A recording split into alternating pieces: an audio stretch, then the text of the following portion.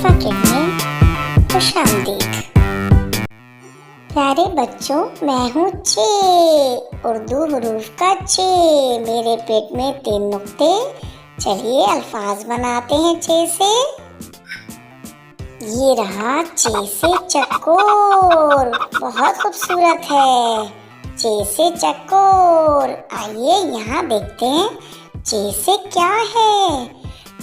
चलें, ये रहा चे से चंपा, बहुत प्यारी खुशबू होती है चंपा। और क्या क्या चीजें हैं। चे से चील, चे से बच्चों चील। और चे से चिड़िया, बहुत खूबसूरत है ये चिड़िया। और चले मेरे साथ, जंगल में रहता है चीता। चे से चीता, भाई बहुत ही खतरनाक है। और ये रही चमगादड़। क्या है चे से चमगादड़। और चे से चूहा।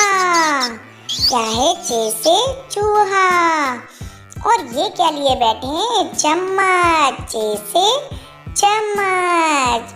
प्यारे बच्चों, चे के लफ्ज आपको याद हो गए होंगे। आपको ये सबक अच्छा लगा हो तो मेरे चैनल को सब्सक्राइब करें, लाइक करें, शेयर करें। मिलते हैं अगले सबक में। अल्लाह हाफिज़।